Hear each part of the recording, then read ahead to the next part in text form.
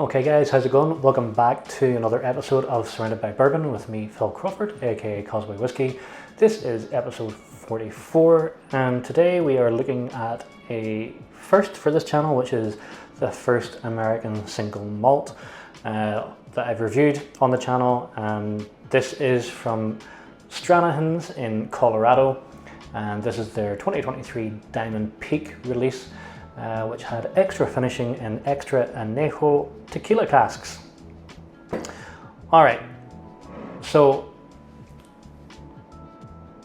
American whiskey now has a new type of whiskey in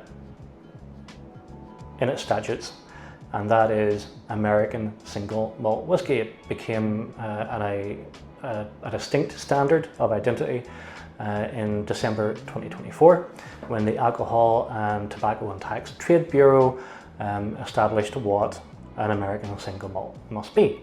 So to carry that label, it has to be mashed, distilled and aged in the US from a mash bill of 100% malted barley. Please excuse the massive lightning storm outside. Has to be distilled entirely at a single distillery and aged in oak barrels.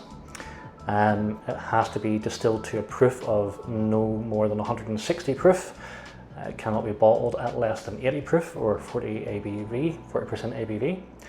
And it has to be labelled as a straight American Single Malt whiskey if it is aged for 2 years or longer. Interestingly, caramel colouring is allowed, but only if it is explicitly disclosed on the product label. So personally for me, I think that's a little sad. You know, it's something that really irritates me about Irish and Scotch whiskies, that the single malts and so on can be made to look darker, because it is kind of proven that people buy with their eyes, and a darker product seems to be a more grand and a more flavorful product. So it's cheating a little in my view. Most of these brands will say that they'll do it for batch consistency on the shelves. I just wonder whether any consumer would really notice the difference. But hey, there you go, it is what it is. So Stranahan's, they were kind of seem to be like one of the pioneers of the American Single Malt movement. They're located in downtown Denver, Colorado. Were originally set up in 2004 by neighbours Jess Graber and George Stranahan, and this was also Colorado's first legal distillery since Prohibition. And their first original release whiskey came on the market in 2006. I have reviewed on my website their sort of standard, well actually it was a barrel pick of their standard release single malt, and I thought it was absolutely fine. I believe I scored it a 5 out of 10, and if you're new to this channel, 5 out of 10 means that it was average. That's actually still a decent score. It's something that's drinkable. It may just not blow your mind, but for the money I thought it was okay. Maybe better options out there, but still worthwhile investigating. All right.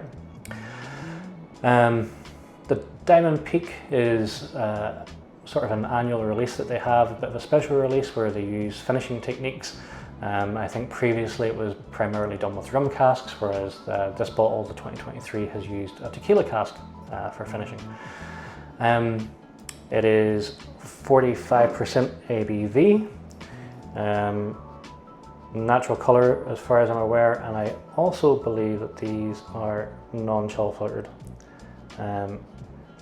My eyes are terrible. I need to get reading glasses, but I'm really vain and I don't want to wear glasses on the camera or on the channel, so forgive me from that.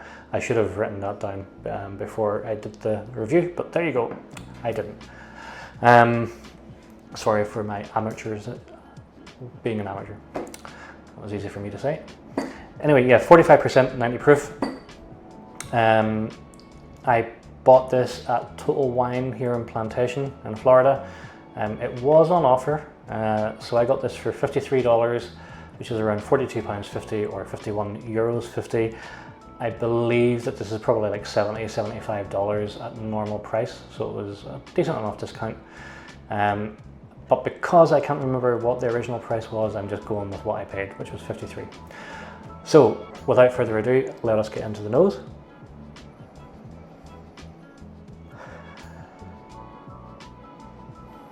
So the first thing that hits me with this is spearmint mixed with agave syrup, but the spearmint is very distinct, and definitely the tequila cask has already had some sort of impact because the agave is quite prominent as well, that kind of herbal agave note.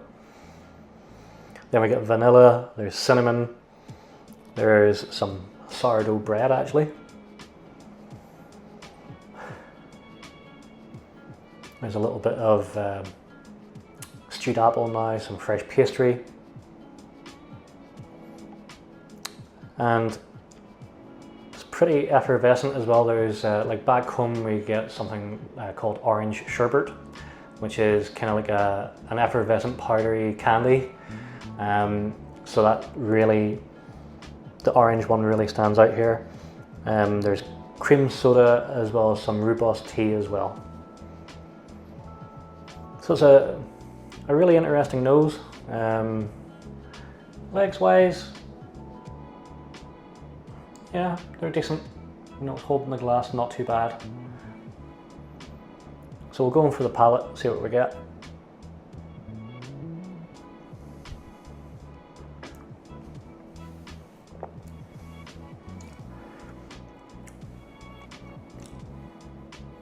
It's a nice arrival, a little bit of sweetness, a bit of maltiness, a little bit of spice, but actually no alcohol heat. I would say this is more like oak spice.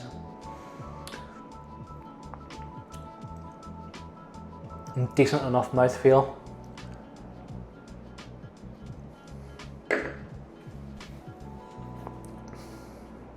So now we're getting baked apples that are studded with cloves.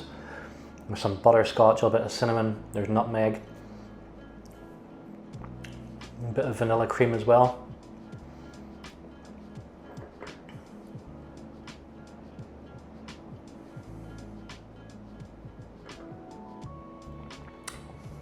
There's a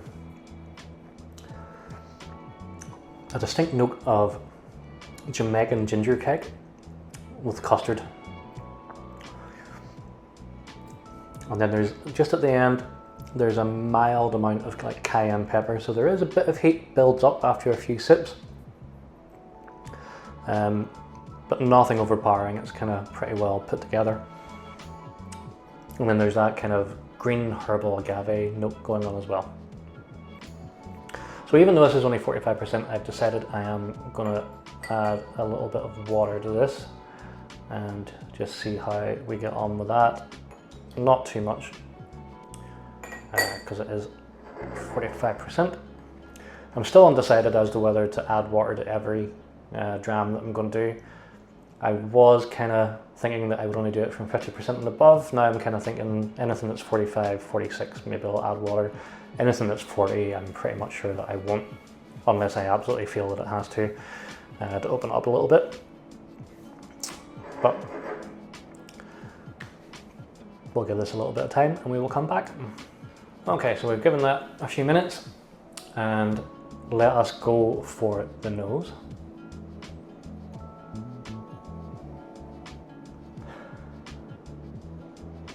So the water definitely just strengthens the spearmint, but it also brings out a little bit of like wintergreen.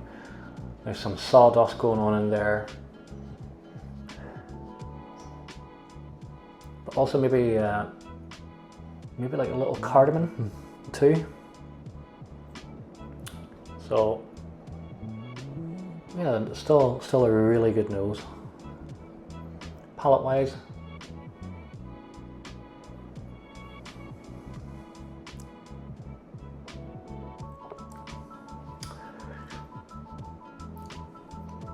so it's lost a little bit of body, but not too much. Initially you kind of get some dark chocolate coming through. and there's like black peppercorns, but there's also a bit of that herbal, nearly like quinine. It's like slightly bitter, like bitter bark. Just a hint, it's not overpowering or anything, but it's just, you know, it just adds to like the flavors that are already there, gives it a little bit more complexity. So yeah, a really interesting dram. Go on about to finish after this next sip.